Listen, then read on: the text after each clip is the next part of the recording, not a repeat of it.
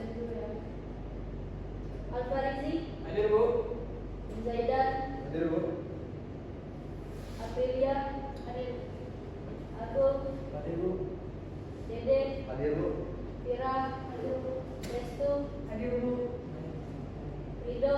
Hadir Bu. Di semua ya. Sebelumnya kemarin pelajarannya tentang apa? Tentang kurikulum. Kurikulum. Ya. Kurikulum Merdeka kah atau kurikulum ke-13? Merdeka kemarin. Kita bahas sedikit apa sih kurikulum Merdeka itu? Tidak. Kurikulum Merdeka itu merupakan kurikulum yang kita pakai sekarang. Jadi kurikulum itu mengacu kepada kecerdasan mahasiswa. Menurut kamu kurikulum Merdeka itu apakah lebih bagus dari kurikulum ke-13? Menurut saya lebih bagus, Bu. Dikarenakan kemarin ada COVID kan, jadi pembelajaran bisa daring, online, jadi tidak terpacu dengan perkembangan zaman yang dulu. Ya. Jadi semakin zaman berkembang, teknologi juga semakin berkembang juga. Kurikulum juga di dunia pendidikan berkembang juga. Jadi kan berhubung kemarin COVID, jadi pembelajaran itu kebanyakan menggunakan pembelajaran digital kan? Ya, nah. Maka dari itu materi kita hari ini yaitu pembelajaran digital.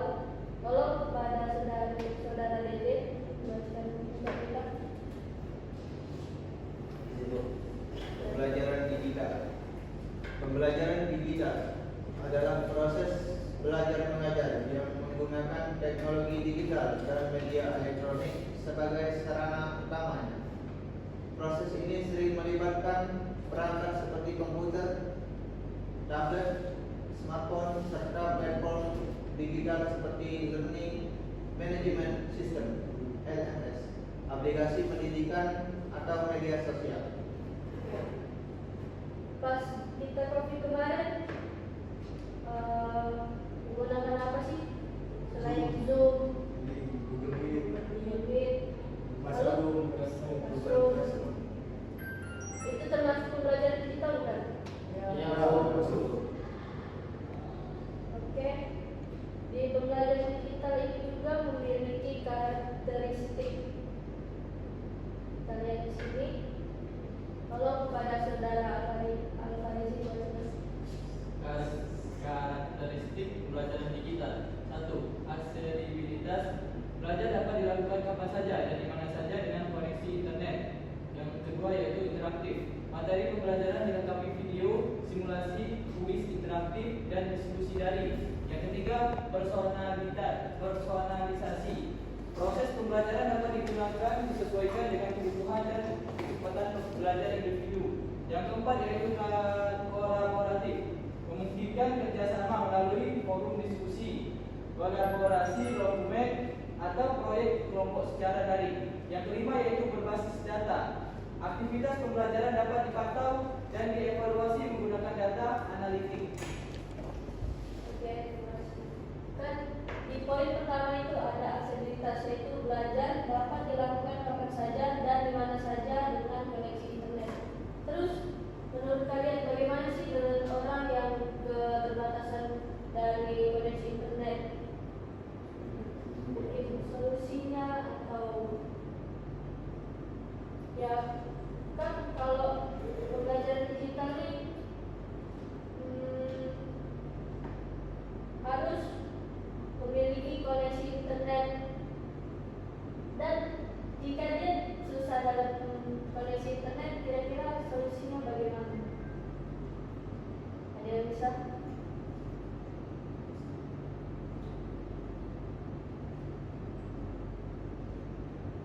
Tidak? Kasih juga ya, karena kan pembelajaran digital ini selalu ada yang yaitu koneksi internet, sedangkan yang negara-negara terpencil itu agak terbilang sulit jaringan sinyal ya. Jadi kalau menurut saya itu harusnya lebih ini sih, pemerintah itu harus semakin peduli atau semakin dikembangkan di daerah-daerah atau diutamakan di daerah-daerah terpencil. Dikarenakan di zaman COVID kemarin itu kan tidak memungkinkan kalau kita memaksakan ke sekolah tatap muka gitu. Oleh karena itu para pemerintah setempat itu agar memperluas fasilitas digital di daerah tersebut. Kalau menurut saya. Oke. Baik, kita lanjutkan di karakteristik pembelajaran digital. Tolong kepada saudari Restu komponen pembelajaran digital. Yang pertama, platform atau alat. Contohnya Google Classroom, Moodle, Edmodo, Microsoft Teams, Zoom, dan lain-lain. Yang kedua, konten digital. Di antaranya materi berupa video, e-book, modul PDF, podcast, dan lain-lain. Yang ketiga, interaksi daring. Di antaranya forum diskusi, webinar, dan grup chat. Yang keempat, evaluasi digital. Di antaranya ujian daring, tugas berbasis proyek, dan kuis otomatis. Nah, ini yang kita bahas tadi kan komponen yang digunakan dalam pembelajaran digital yaitu Google Classroom, Zoom, dan lain-lain tadi. Dan di sini juga ada keuntungan dari pembelajaran digital. Yang pertama itu fleksibilitas waktu dan tempat. Yang kedua ada efisiensi biaya. Yang ketiga ada beragam sumber belajar. Yang keempat ada pengembangan literasi digital. Nah, untuk poin pertama itu belajar tanpa batasan ruang dan waktu. Seperti yang di komponen tadi ada Zoom. Zoom itu kan bisa di mana saja, dari rumah, dari rumah sakit atau dari manapun itu bisa dari mana saja. Oleh sebab itu di poin pertama itu fleksibilitas tanpa batasan ruang dan waktu. Kemudian itu ada efisiensi biaya, mengurangi kebutuhan buku cetak dan transportasi. Karena apa? Karena di pembelajaran digital itu kan bisa melalui PPT, makalah, dan apa saja itu dengan kan biasanya itu kita tuh harus catat kan, mencatat. Dan kemudian itu di poin ketiga ada beragam sumber belajar. Kita bisa mengakses di entah itu Google, Chrome, dan sebagainya. Jadi cakupan kita itu tidak hanya berpacu kepada buku, tetapi dari internet itu kita bisa mencari informasi apa saja dan pembelajaran apa saja dari tahun kapan saja. Dan yang poin keempat itu ada pengembangan literasi digital, membiasakan siswa dengan penggunaan teknologi dalam pembelajaran. Ada yang mulai tidak semua ini? Hidup mungkin bisa sebagai jurusan. Jadi adanya seperti jurusan SMK yaitu teknologi dan informasi. Nah, dari situ sudah dibiasakan tentang literasi digital. ya. Maksudnya mungkin dari pengembangan literasi digital ini siswa itu supaya tidak ketinggalan teknologi gagap teknologi, supaya literasi digital ini diharuskan supaya siswa ini dapat memahami bagaimana teknologi ini digunakan dalam pembelajaran. Ya, benar sekali. Jadi dengan pengembangan literasi digital ini mungkin itu tidak praktek, jadi bisa belajar untuk update. Misalkan siapa yang namanya? Aprilia tidak bisa menggunakan Word. Nah, si April ini cari di Google bagaimana cara menggunakan Word, bagaimana cara membuat PPT dan lain-lain. Paham ya? Oke, next kita ke tantangan dalam pembelajaran digital. Boleh minta tolong dibacakan kepada saudari Fira. Tantangan dalam pembelajaran digital. Yang pertama, kendala privasi. infrastruktur koneksi internet dan perangkat teknologi yang tidak merata. Yang kedua, kesenjangan digital. Itu tidak semua siswa memiliki akses ke perangkat atau teknologi yang memadai. Yang ketiga, motivasi belajar. Belajar mandiri membutuhkan disiplin dan motivasi tinggi. Yang keempat, keterbatasan interaksi langsung. Tidak semua materi dapat efektif diajarkan secara digital.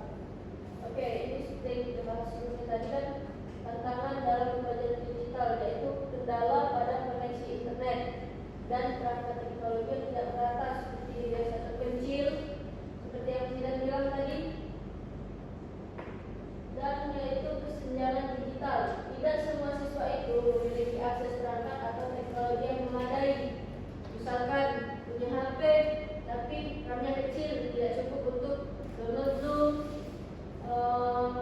tidak cukup untuk membuat file-file atau menonton file yang besar. Lalu motivasi belajar. Belajar mandiri membutuhkan disiplin dan motivasi. Terkadang kita itu ada yang dikasih HP bukan yang belajar tapi malah scroll TikTok, buka sosmed. Benar tidak? Ya. Lalu keterbatasan interaksi langsung. Tidak semua materi dapat efektif diajarkan secara digital. Contohnya olahraga. Emang bisa main bola sambil gimana ya? Emang bisa cuma dijelasin main bola tuh dengan cara menangnya gimana, cara pengenaan kakinya gimana. Tapi kan di olahraga itu biasanya kan praktek ya. Jadi dari sini kita dapat mengambil kesimpulan bahwa keterbatasan interaksi langsung itu memang materi yang diajarkan itu ada beberapa materi yang harus diajarkan secara langsung. Dan oke, berikut ada strategi implementasi pembelajaran digital. Yang pertama itu pelatihan guru, memberikan pelatihan tentang penggunaan teknologi dan pengelolaan kelas digital. Guru itu terkadang ada juga loh yang masih belum upgrade. Pertama, dia mau ngajar di kelas pakai Zoom, dia pasti minta tolong sama anaknya. Lalu oleh sebab itu guru juga harus mengupgrade diri dengan cara mengikuti pelatihan. Lalu yang kedua itu penyediaan infrastruktur, memberikan akses perangkat dan jaringan internet yang merata. Seperti yang dibilang tadi kan, pemerintah itu harus lebih perhatian lagi terhadap contohnya anak-anak atau orang-orang pendidikan yang ada di desa-desa terpencil. Karena mereka kan tidak semuanya memiliki akses perangkat dan jaringan internet yang merata. Lalu yang ketiga itu pengembangan materi digital, membuat konten yang menarik, interaktif, dan relevan. Di sini kalian punya TikTok semua kan? Pernah nggak nonton konten-konten tentang entah itu pembelajaran yang terbaru kah, entah itu konten-konten tentang ya apapun itu. Ada yang nggak punya TikTok? Ada semua kan? Aku apa saja yang ditonton di TikTok tuh?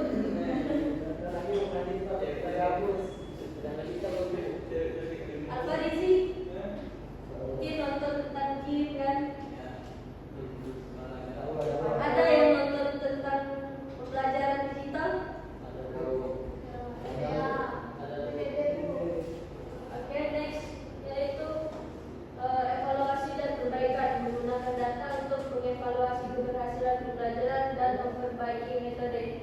Ada yang mengerti tentang poin keempat ini? Dede mungkin? Apa maksudnya? Ya. Evaluasi dan perbaikan. Maksudnya Bu, mungkin evaluasi di akhir kegiatan pembelajaran Bu. Seperti misalnya kita melakukan pembelajaran, terus ada anak murid yang berbeda nih, bagaimana metode pembelajaran dia dan hasil evaluasi itu sendiri, kita dapat mengetahui bagaimana kita memperbaiki masalah-masalah yang dihadapi oleh siswa tersebut. Ya, benar sekali. Jadi segala sesuatu itu pasti memiliki evaluasinya ya. Entah itu baik, entah itu buruk, dijadikan satu dan untuk perbaikan ke depannya. Oke, kesimpulan dari pembelajaran kita hari ini yaitu pembelajaran digital merupakan masa depan dunia pendidikan yang menggunakan teknologi. Dengan proses belajar mengajar, dengan persiapan yang matang, pembelajaran digital dapat meningkatkan akses, efektivitas dan kualitas pendidikan. Oke,